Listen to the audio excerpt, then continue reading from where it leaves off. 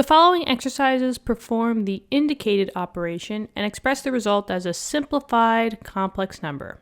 All right, so by just looking at all three of these, right, I to the 8th, I to the 15th, and I to the 22nd, we might think that this is already in a simplified complex number notation.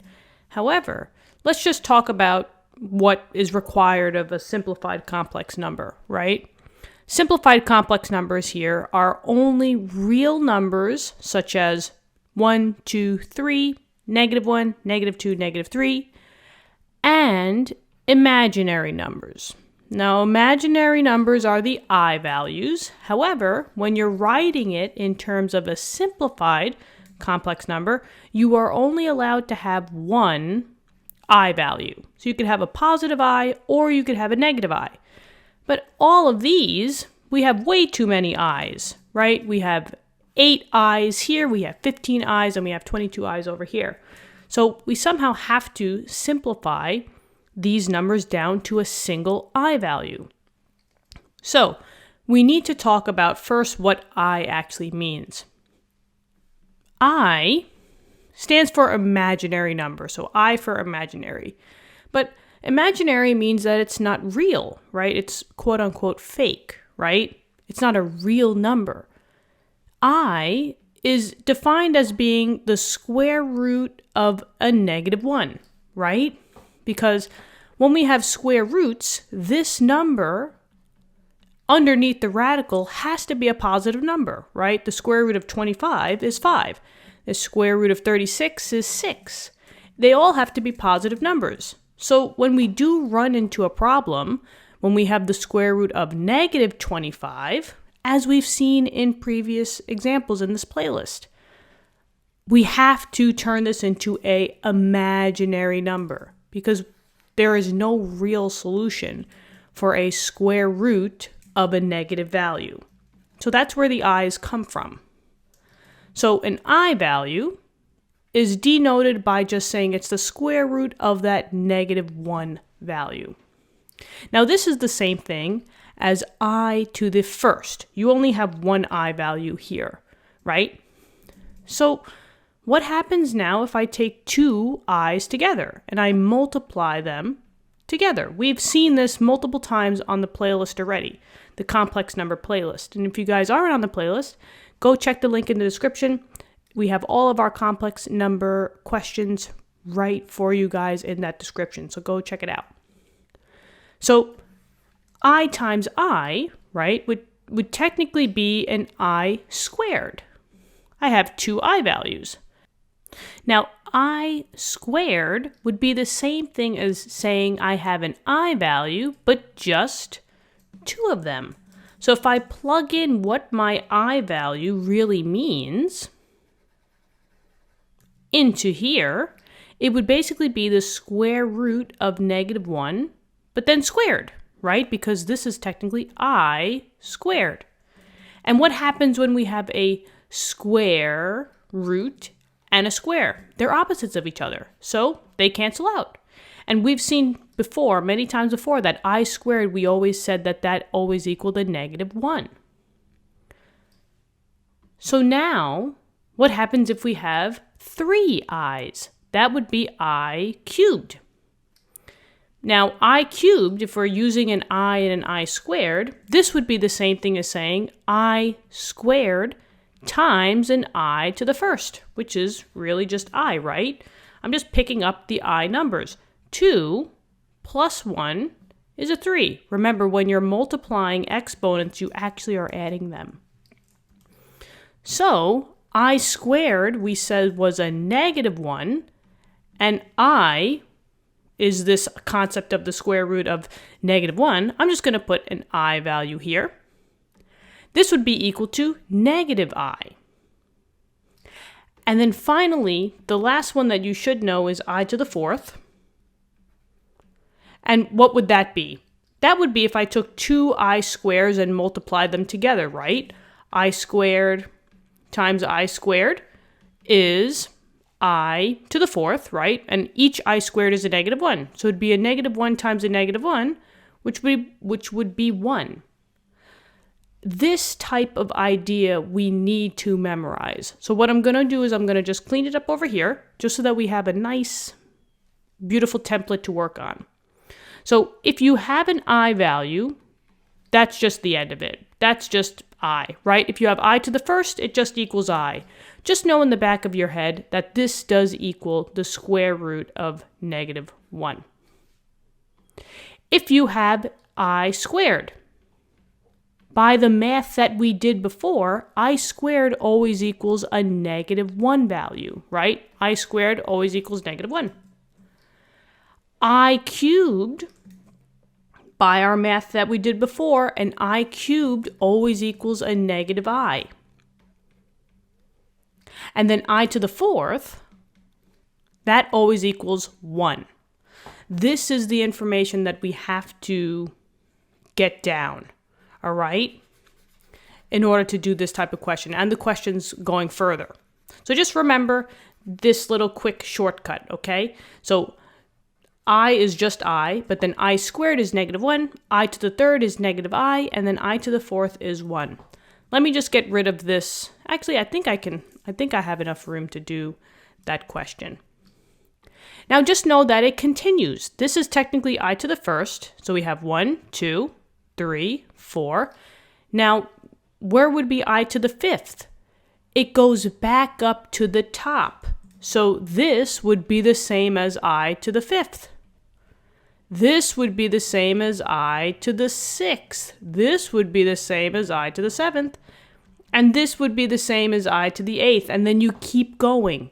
So we go back up to the top for I to the ninth, 10th, 11th, 12th, etc., etc., etc. So you could actually figure these out by just doing that simple trick and just going down the list and seeing which one does each one equal. But I want to show you guys another way of simplifying. Let's try this one out. I to the eighth. Now the rule of thumb and the easiest way to do these types of problems, it is always start off or try to start off with I to the fourth. Mainly because I to the fourth always equals 1. So whatever math you do, you can just basically cancel by simplifying, because multiplying by 1 is going to be the same number. So always think in terms of getting it into an I to the fourth. So I say to myself, okay, I to the eighth here, is there anything times 4 that can get me to I to the eighth? Yeah, right, 4 times 4. Actually, no, Christina, whoa, 4 plus 4, right? So I can say that this is the same thing as I to the fourth times I to the fourth. Because remember, when you're multiplying exponents, you're actually adding them, okay? I just want to show you what this would look like as well. You could also say that this is I to the fourth and you have 2 of them. I have 1 I to the fourth, I have 2 of them, so I have this type of idea. When you have an exponent being raised to a number, that's multiplication. But when you have 2 exponents just being multiplied like this, that's secretly addition. So just know the difference. So this would be 4 plus 4 to get us 8. This would be 4 times 2 to get us 8. So either way that you prefer is fine with me. You'll still get the same answer. And then just say, okay, well, what was I to the fourth? Now that we know that I to the fourth is equal to 1, now I can just say, okay, this is 1 times another I to the fourth, which is 1. So 1 times 1 is just 1. And that would be the answer for the first one. Let's try the same thing here. Okay, I to the 15th. Now let's see. I think in terms of 4, because that's the easiest route, because it's just equal to 1. So what's the closest number that I can get with a 4 to 15? Let's see. Maybe 4 times 3, right? So I would have 3 4s. If I say 4 times 3 is 12, but 4 times 4 is 16. I cannot use this one because I'm over the limit. I have to use this idea. So this means that I have 3 I to the fourths. So I could say I to the fourth times I to the fourth times I to the fourth. And remember, this would be equal to I to the fourth now raised to the third. Whether you do 4 plus 4 plus 4 is 12, or 4 times 3 is 12. That's fine with me. But then what else needs to be done? I have 12 already. I need to get to 15. Oh, I have 3 left over. So I have to add, well, multiply by an I to the third. And if I add these exponents up, 3 plus 4 plus 4 plus 4, that's all equal to 15. And if I just rewrite this on this side, if you wanted to see how to add the I to the third on this side, I would just stick it right over here, I to the third. So all these 4s equal 1.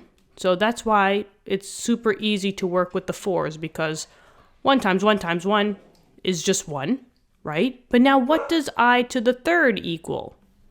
Oh, I to the third equals negative I, right? So I'm just going to erase this guy over here. So this would technically be negative I times 1, which is just negative I. And there you go. That's the answer for that one. Let's try the same idea with the 4 rule with I to the 22. What's the closest number that I could get to 22 by multiplying by a 4? 4 times 5, right? 4 times 5 is 20. And then how many left over do I need? I need 2 left over. So let's see. I could either write down 5I to the fourths, right? I to the fourth times I to the fourth times I to the fourth times I to the fourth times I to the fourth. Or I can say that I have an I to the fourth how many times? 5 times. That gets to us, the 20. But now, how many I's do I have left over? I need 2 more. So that would just be I to the second. And there you go. 4 times 5 is 20, right? 20 I to the 20th times I to the second is I to the 22nd. So now all we got to do is just do the math. I to the fourth is 1. And then what did we say about I to the second? I to the second was a negative 1. 1 raised to, I don't care what number, it's always going to be 0, right? So this would, it's always going to be 1. So 1 raised to the 5th is a 1 times a negative 1. So my answer here would just be negative 1. And that's it. Okay. Guys, what do you think? So just use your rule of 4. Try to say how many times does your number, how can you get to that number by multiplying by 4? And then just use your remainder. It's the easiest way. Okay? So let me know what you think in the comments. If this helped you, give it a like. Smash the subscribe button if you want to help us out, and get the word out there that this service exists. And thank you so much for that. And I will see you guys all in the next lesson. Bye-bye.